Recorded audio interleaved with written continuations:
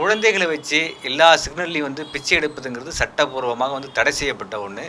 அதை மீறி யாராவது எங்கேயாவது வந்து பிச்சை எடுத்தாங்கன்னா, அதை வந்து பிச்சை எடுக்கிறதுக்கு பயன்படுத்துகிறாங்க. அந்த அவங்கள வந்து வந்து சட்டத்துக்கு புறம்பா வந்து யாராவது குழந்தைகளை வச்சு ஒவ்வொரு சிக்னல்லையும் வந்து மக்களுக்கு தொல்லை கொடுக்குற வகையிலோட மட்டும் இல்லாமல், குழந்தைகளை வந்து சட்டத்துக்கு புறம்பாக அப்படி வந்து சைல்டு டிராஃபிக் பண்ணி அவங்கள வந்து கடத்திட்டு வந்து வந்து பிச்சை எடுக்க வைக்கிறதா பல்வேறு செய்திகள் சொல்லப்படுது. அப்படி செய்வது வந்து சட்டப்படி தவறு. இங்கே பிச்சை எடுக்கிறது எப்படி நடக்குதுங்க கேட்டிங்கன்னா, இந்த எல்லா சென்னையில் இருக்க பெரும்பாலான சிக்னல்களில் இந்த குழந்தைகள் அந்த பிச்சை எடுக்கக்கூடியவங்களாம் எங்கேருந்து வராங்கன்னா, ஆந்திராவிலேருந்து கடத்தி கொண்டு வரப்படுறதா சொல்லப்படுறாங்க. எல்லா மாநிலங்கள்லேயும் ஒவ்வொரு பார்டர்லேயும் பக்கத்து இருக்கக்கூடிய மாநிலங்கள்லேருந்து கொண்டு வரதா சொல்கிறாங்க. அதோடு மட்டும் இல்லாமல் இப்போ நேபாள் பார்டரில் அது மாதிரியான வந்து பிச்சை எடுக்கிறதுக்கு குழந்தைகளை கூட்டிகிட்டு போய் பிச்சை எடுக்க வைக்கிறாங்க அப்படின்னு சொல்கிறத வந்து அந்த நாட்டு அரசு வந்து தடுத்துருக்கு. அதேமாரி பூட்டான் பார்டரில் நடக்குது, பங்களாதேஷ் பார்டரில் நடக்குது. அதோடு மட்டும் இல்லாமல் இது மாதிரி குழந்தைகளை வந்து வச்சு பிச்சை எடுக்கிறது தவறுன்னு சொல்லி உச்சநீதிமன்றம் பல்வேறு முறை வந்து கைட்லைன்ஸ் கொடுத்துருக்காங்க. ஹைகோர்ட் வந்து கண்டிச்சிருக்கு.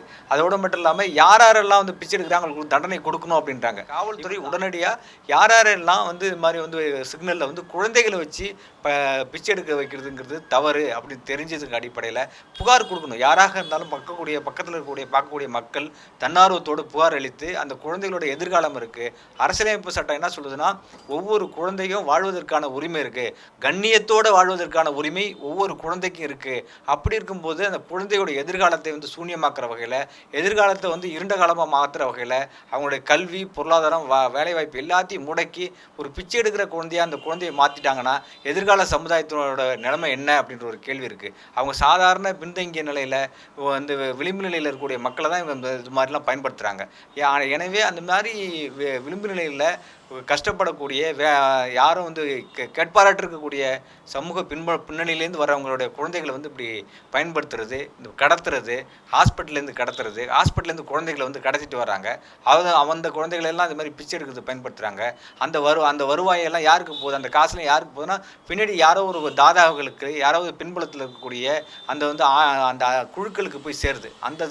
அந்த டான்லாம் யாருன்னு பார்த்து அவர்கள் மீது நடவடிக்கை எடுக்கணும். அதோடு மட்டும் இல்லாமல் இந்த பெருநகரத்தில் சென்னை போன்ற பெருநகரங்களில் நடவடிக்கை எடுக்கிற போது, அந்த பிச்சை எடுக்கிற போது அது பல்வேறு தரப்பினர் பாதிக்கப்படுறாங்க. சம்பந்தப்பட்ட குழந்தைகள் பாதிக்கப்படுறாங்க. இதை வந்து காவல்துறை உரிய நடவடிக்கை எடுத்து வந்து தடை செய்யணும் அப்படின்னு கேட்டு, இது வந்து சட்டம்லாம் இல்லாமலாம் இல்லை, எந்த விளக்கங்களும் இல்லாமலாம் இல்லை, தண்டனை இல்லாமலாம் இல்லை. சட்டங்கள் இருக்குது, தண்டனைகள் இருக்குது. இது முறையாக நடைமுறைப்படுத்தணும் அப்படின்றதான் எல்லாருடைய கோரிக்கையாக இருக்குது.